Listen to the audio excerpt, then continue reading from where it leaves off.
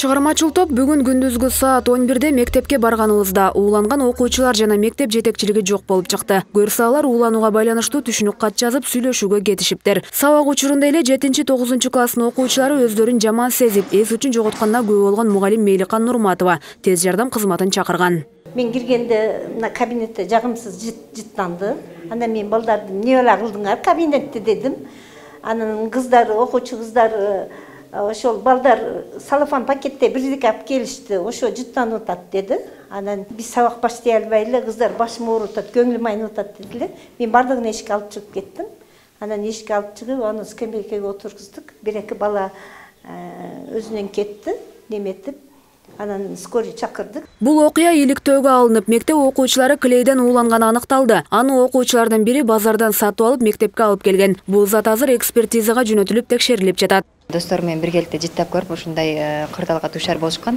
Ал эми бул иликтөөлөрдүн натыйжасында ошол клей, кандай клей, буга чейин бул окуучу ушул нерсени пайдаланганбы, жокпу?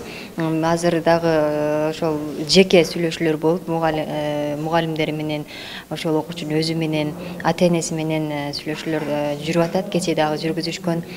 Ал эми клейди экспертизага жибердик. Азыр экспертизанын жыйынтыгы чыга элек. Кандай, кайсы топко кирген психотроптук зат боюнча. Жалпы 16 окуучу, 2 мугалим ооруканага жеткирилген. Аларга медициналык жардам көрсөтүлгөн соң үйлөрүнө чыгарылган. Дарыгерлер уулангандардын өмүрүнө коркунуч жок дешет. Тиешелүү жардамдарды көрсөтүп, анан бардыгы өзүнүн немесин баягы биринчи келген эмелери, баш ооруган, баш айланган, кускус келген, ошолордун бардыгы кетти. Кетип, ар бирин ата-энесине кошуп бердик, чыгарып. Ал эми шаардык билим берүү бөлүмү иликтөөнүн жыйынтыгын күтүүдө. Окуучулар буга чейин клейди колдонгону же алгач ирет пайдаланып жатканы текшерилет. Ага ылайык түшүндүрүү, алдын алуу иштери жүргүзүлмөкчү. Изилдөөнүн натыйжасын күтүп атабыз. Андан тышкары башкармалык өзү дагы комиссия чыгарат. Бул эмне деген зат, эмне үчүн ушул мектепке келип жүрөт, буга чейин да колдонгонбу, колдонгон эмеспи?